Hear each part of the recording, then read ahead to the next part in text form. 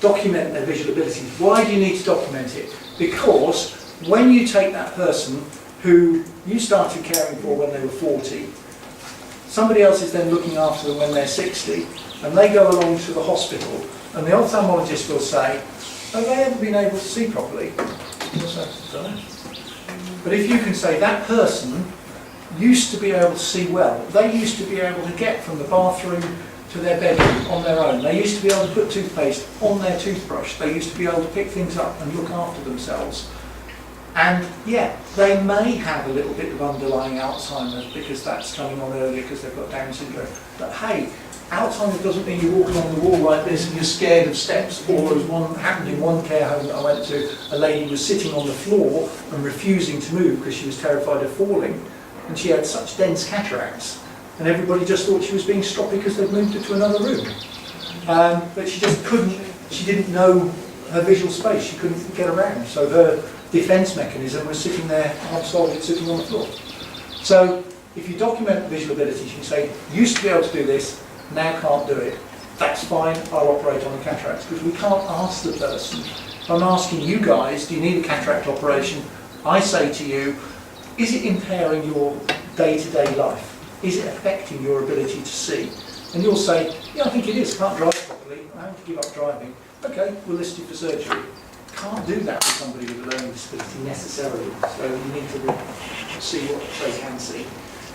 We need to commission pathways. If any of you have got influence with the CCGs in Kent, we need to commission some pathways for extended eye examination so that we can at least say to the optometrist in the high street, it's not going to pay to buy you a new Mercedes, but actually it'll pay you a little bit extra, and swings and roundabouts means that you'll be able to care for these people more appropriately, and you guys will find it easier to access. Not everybody's going to do it, sadly, but you'll find a few more people that would be interested in doing it.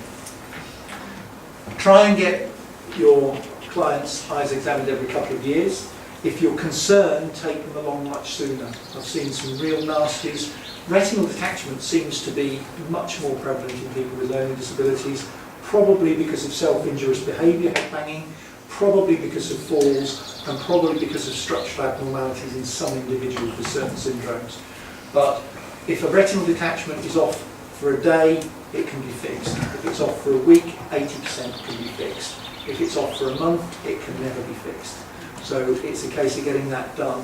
And I've had to sit in best interest meetings with a bunch of people who are just delaying, and it's taken a week to organise a best interest meeting to decide whether it's appropriate to carry out the retinal detachment operation on an individual.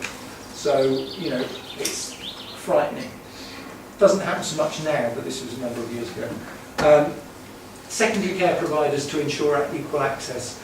Somebody was working in a hospital, Darrett Valley, somewhere up here. Yeah. Brilliant.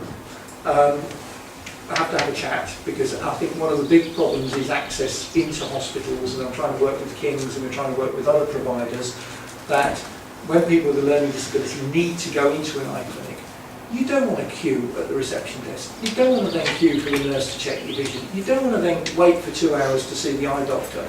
Just organise it so the eye doctor does everything as soon as you walk through the door, and you'll be way less disruptive. Because if I've been there for 3 hours, I start kicking off. And so if somebody with a learning disability that doesn't understand why they've had to wait 3 hours and sitting with a load of sweaty people in the waiting room, it's not pleasant. And it's simple stuff like that that makes a big difference. And the Royal College are working with that, and their lead is a lady called Rachel Pilling, who's an ophthalmologist in Bradford, and she is brilliant. But there is a code of best practice on the Royal College of Ophthalmologists website on how they should deliver care for people with learning disability.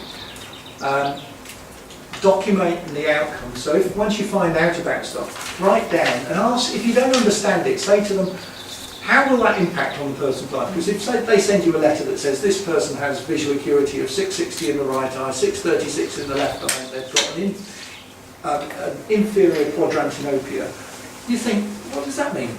So what you want them to do is to spell out to you in the report so that everybody, the care workers and everybody else, can understand what it means. And this is the pathway that we're trying to commission nationally. So that there are pathways. It's an off-the-peg thing. CCGs don't have to think for themselves, and they don't like, commissioners don't like having to think too much. So it's all there, and it's nationally approved, and it's got buy-in from all the Royal Colleges, so it can work well. And then we've got these forms. If you're taking somebody for an eye examination, on the Seeability website, fill in these forms, because there's nothing worse than somebody taking somebody along for an eye test, and the receptionist says, and what's their surname? Not sure. The first name's Bill. Do you know their date of birth? No, I've got a clue.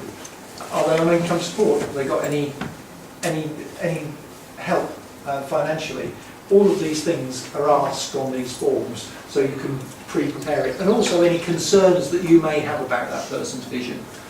And there's easy read documentation for your clients as well, so that you can tell them about eye examinations. There's videos on the Seeability website, so it's all quite interesting. Think about desensitisation visits. If somebody's going somewhere scary, ask if you can go in and do it a couple of days before, just so they know what's going to happen. And if they come into my practice at lunchtime and I'm having my lunch on, then go to my consulting room, no problem. And the feedback form, make sure that the optometrist gives you some feedback, but bear in mind they don't get paid for it unless you get one of these extended pathways. So that most people will be amenable, some may not. Would the form make it more amenable to if it's there in front of them? Yeah, if you take the form along and just say, could you fill this in? Most people will do that. But if you would say, oh, could you prepare a report? Oh, I'm going to go home, I'm going to go and watch the football. You know, they don't necessarily want to sit and type a letter. And again, it's doing what's appropriate. In Sheffield, they prepared these simple guides, and you can do this yourself just using digital camera and say, this is what it's like going to an eye hospital, these are the people you see, and just make up a little booklet yourself. So pictorial stories. And you now with iPads, you can do that easily, and you can just flick through and talk to the person about the different pictures, so you don't even need to print anything. And assess visual function, record functionality, organise eye examinations, create pathways, and record the results, modify the care plans, but most importantly, empower the individuals like this chap from Special Olympics who's won all these medals because he can see properly. Thank you.